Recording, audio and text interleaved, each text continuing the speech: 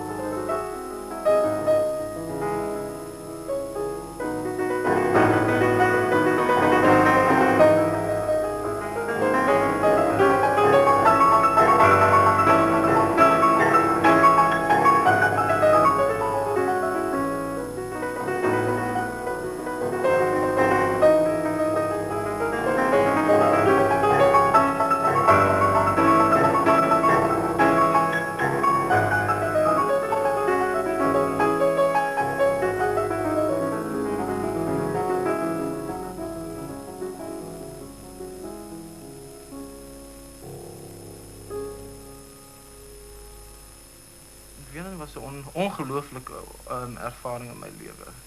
Ek meen dit is die een stad in die wêreld waar die lewe draai nog werklik om musiek daar. Ek dink sonder musiek sal Wenen absoluut niks wees nie, jy weet. Dit was fantasties stimulerend om daar ek het vir 3 jaar daar studeer en dit was 'n fantastiese stimulerende periode in my lewe.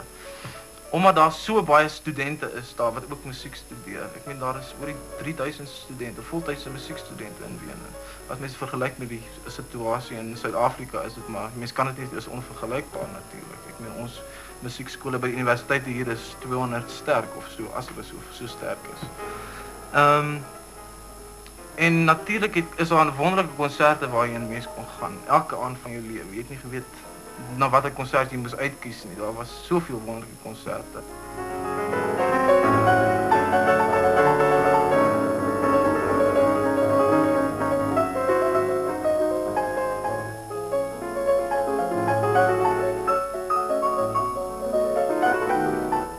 Weet jy, sy musiekstorie kom eintlik 'n ver pad. Toe hy omtrent so 8 maande oud was, het ek eendag gehoor hoe dat hy geluide naboots. Wel, en toe hy omtrent 3 jaar oud was, het hy eendag by die huis gekom en hy het voor die klavier gaan sit met 2 hande die chopsticks gespeel. En hy was 3 jaar oud? Hy was 3 jaar oud. En wanneer het die lesse begin? Wel, formeel, toe hy omtrent 8 jaar was, het ek hom Pretoria toe geneem na mevrou Goldie Zadel en het by haar les geneem totdat hy omtrent 17 jaar oud was. En het alle eksamens by haar toe. Het dit baie aanmoediging gekos? Toe hy begin groter word, was hy dikwels nie so vreeslik fliks om te oefen nie. Maar in die begin het dit nogal beter gegaan. En ek dink vandag dat hy volwasse is, nou besef hy self dat hy moet werk. En dis baie werk? Dis baie werk en dis baie volharding ook. Dit kom nie en dit bly nie, weet jy. Ek het in November verlede jaar in die Bösendorfer kompetisie gewen in Wenen. Nou dit is 'n kompetisie wat in 1890 al ingestel is. Dit is nou 'n deel van die tradisie in Wenen. Dit het elke 2 jaar plaasgevind, behalwe die twee keer met die 2 wêreldoorloë is dit onderbreek. En groot name het dit al gewen, mense soos Walter Klein en Rudolf Buchbinder en Hans-Peter Mandel het al die kompetisie gewen en dit is natuurlik 'n belangrike stap op die leer van sukses.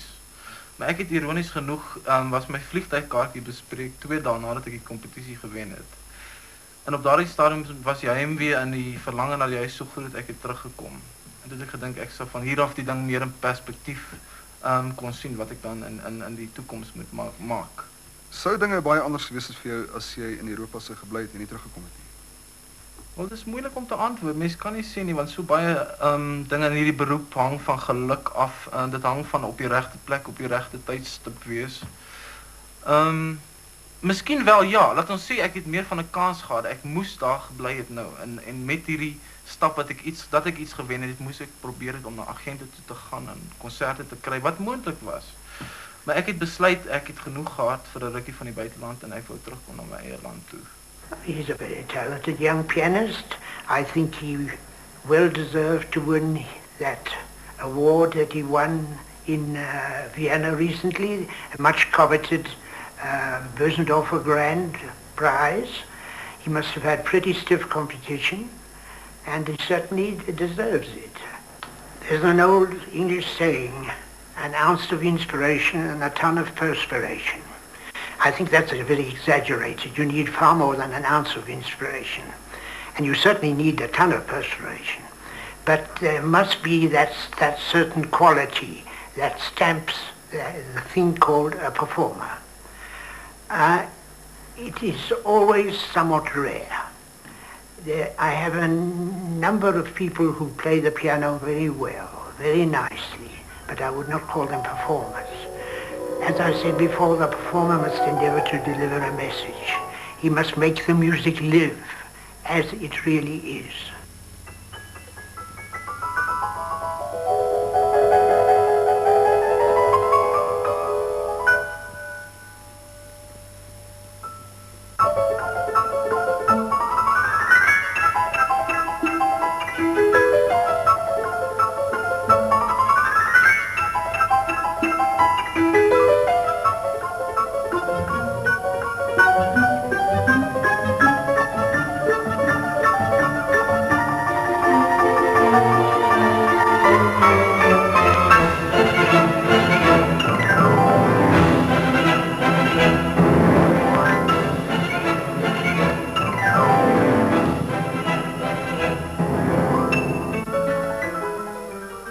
Tradisie in Suid-Afrika is heeltemal anders.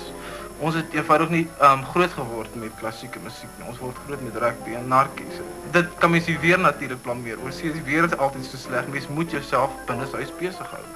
En die mense, al die families, elke familielid speel omtrent 'n musiekinstrument. Dit is by hulle tradisie dat daar word baie huiskonserte gehou en almal speel. Nou mens kan die situasie in Suid-Afrika nie verander natuurlik. Ek meen dit sal jare duur. Maar kom ons sê net op die vlak van konsertgehore sal ek meer van 'n belangstelling wou sien in Suid-Afrika. Wat ook 'n groter veld vir ons uitvoerende kunstenaars sou skep natuurlik. Ek bedoel oorsee is daar baie geleenthede om te speel. In Suid-Afrika is daar ook baie geleenthede, maar die belangstelling is nie so groot nie.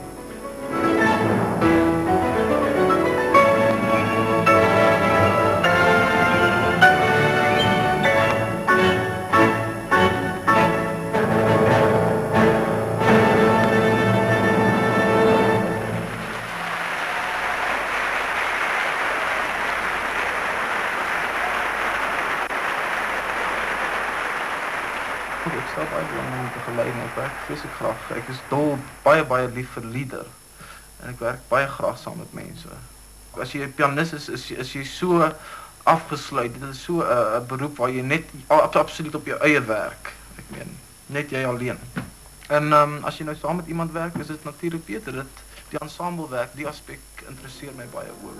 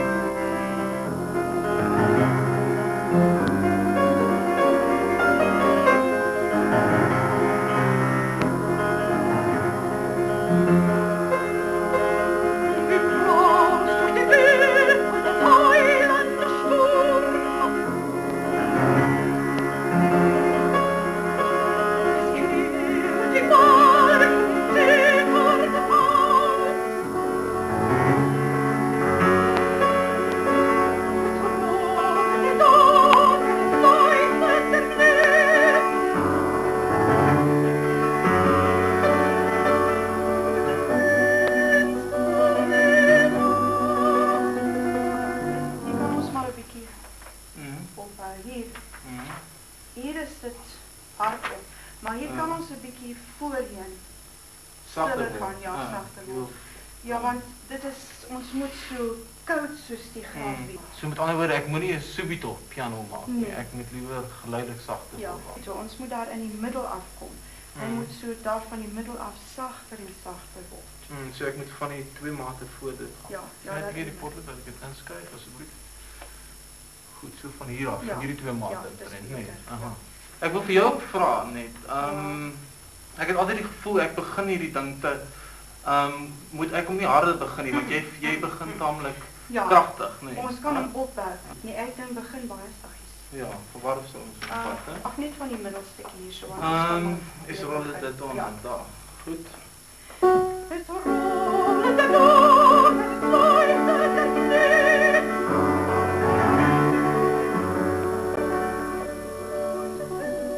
Ek dink dat hy definitief een van die beste begeleiers in ons land is. Dit is baie belangrik as 'n mens so begelei dat hy nie as 'n solis speel nie, maar hy moet definitief van die beste wees. En daar moet 'n samewerking wees en 'n verstand wees.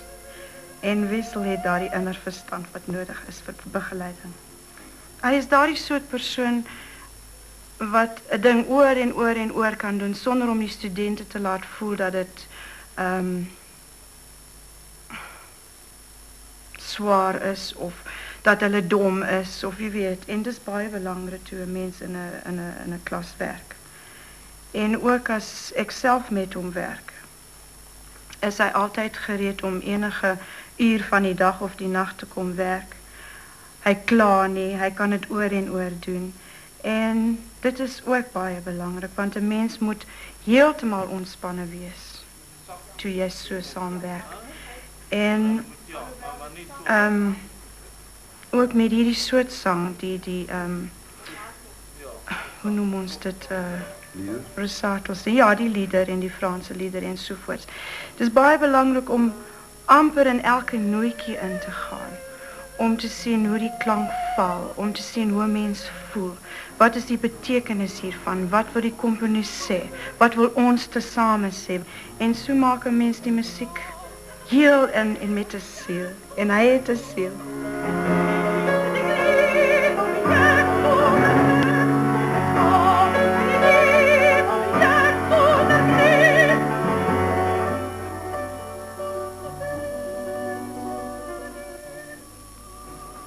Goed, vandag behandel ons die sonatevorm in musiek.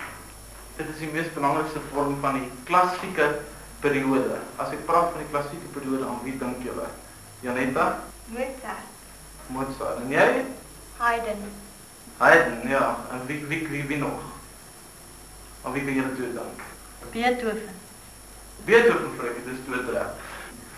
En meeste van die musiek van die klassieke periode was in sonatevorm geskrywe. Met ander woorde, die eerste beweging van die sonates, dis hoekom ons dit ook eerste beweging vorm noem. Dit was in sonatevorm. En dis 'n baie belangrike vorm, jy moet hom goed leer.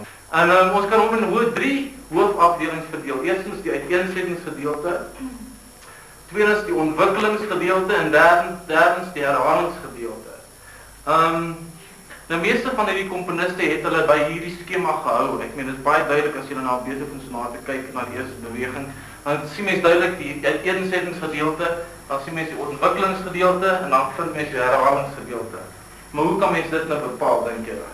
Jy dit moet ons 'n bietjie vorm geanalyseer. Tweedelig en drie. Ek moet op een of ander wyse moet ek my kennis aan ander mense oordra.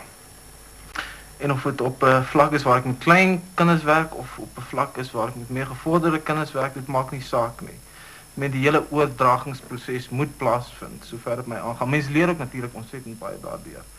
Ek kan dit ook so sê, ek meen musiek is 'n tamelik egoïstiese beroep en op een of ander stadium moet altruïsme inkom. Ek meen en as mens dan oordra aan ander mense, voel ek dan doen jy jou deel in die samelewing. Mens studeer so lank aan jou eie kennis om jou eie kennis op te bou.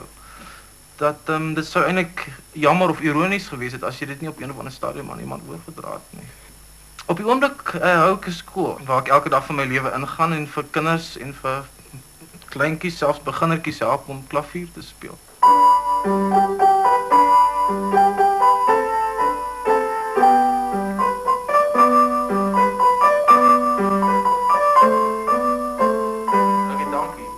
Riem.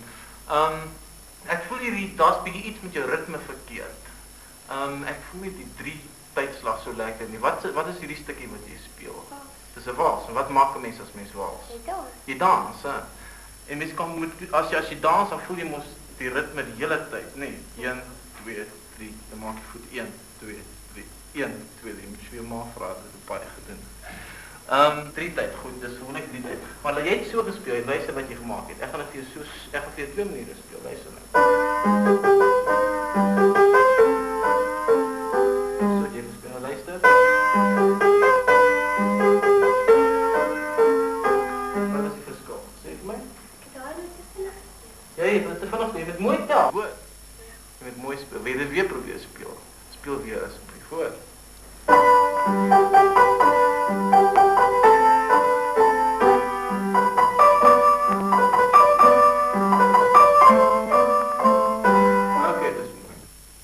Hoe sien jy die toekoms van hier af? Die mens kan nie in die toekoms verder in die toekoms vooruitkyk as jy 'n sogenaamde kunstenaar is nie. Ek hoop en vertrou maar net dat jy sal vorder, dat jy beter sal word, dat die geleenthede gegee sal word. Ek probeer nie te ver vooruit sien nie. Ek lewe maar van dag na dag. Op die oomblik is ek tevrede solank ek nog kan oefen. Dit is vir my die belangrikste.